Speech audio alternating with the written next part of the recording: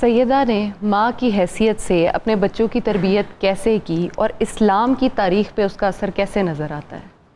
دیکھیں جی، بچوں کی تربیت ہوتی ہے پریکٹیکل مینیفیسٹیشن سے، صرف باتیں کرنے سے نہیں ہوتی کہ آپ سرمونائز کر رہے ہیں لیکن آپ کا عملی کردار اس سے مختلف ہو۔ بالکل۔ اب سیدہ کی اولاد دیکھ رہی ہوتی تھی، حضرت امام حسن دیکھ رہے ہوتے تھے کہ سیدہ ساری ساری رات اللہ کی عبادت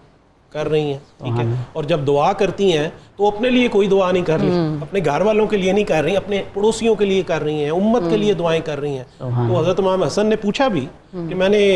والدہ گرامی آپ کو پوری رات دیکھا عبادت کرتے ہوئے اور آپ نے امت کے لیے، پڑوسیوں کے لیے، دوسروں کے لیے دعائیں کی، تو آپ نے کہا ان کا پہلے حق ہے۔ بالکل اسی طرح سے حضرت امام حسن اور امام حسین وہ ایک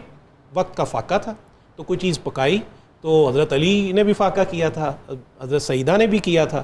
تو پہلے انہوں نے سرو کر دیا حضرت علی کرم اللہ وجہ الکریم کو اور صاحبزادگان کو۔ انہوں نے جب کھا لیا تو اب آپ کی باری تھی، آپ کہتے ہیں کہ ایک نوالہ لینے ہی لگی تو باہر سائل کی آواز آ گئی کہ رسول اللہ کی بیٹی میں نے 2 وقت سے مجھے فاقہ ہے، تو آپ نے امام حسن کو کہا کہ یہ اٹھا کے ان کو دے دو، مجھے تو 1 وقت کا فاقہ ہے، اس کو 2 وقت کا فاقہ ہے۔ اور پھر وہ جو آیت وہ قرآن پاک میں سورۃ دہر میں نہیں،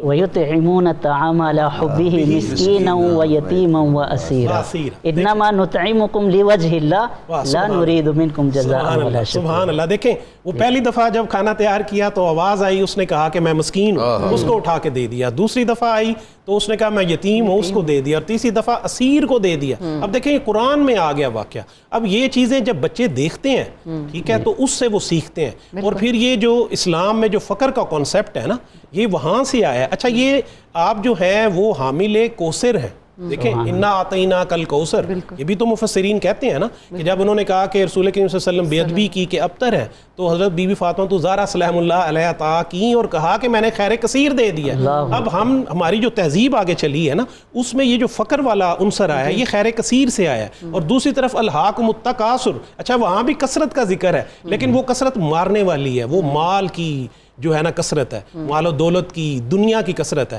اچھا، یہ جو ہم ابھی وہ آیت پڑھ رہے تھے کہ آپ کو وَيُطَهِّرُكُمْ تطہیرہ والی آیت تطہیر جس کو کہتے ہیں کہ وہ رجس کو دور کر دیا، اور اس نجاست سے مراد کیا ہے؟ یہ جو ہماری اسلامی تصوف کی روایت میں آیا ہے، تو اس سے مراد کیا؟ اس سے مراد یہ والی کوئی عام نجاست نہیں، اس سے تو عام لوگ بھی دور رہتے ہیں، اس سے جیفہ دنیا کی گندگی مراد ہے کہ ما سوى اللہ ہر چیز آپ کے دل میں نہیں آ سکتی، آپ کے دل میں اخلاص اور للہیت ہے، اور یہ جو تہذیب میں سمجھتا ہوں اسلام کے اندر اخلاص کی، للہیت کی، یہ اہل بیت اطہار کی طرف سے آئی ہے، اور یہ خیر کثیر ہے،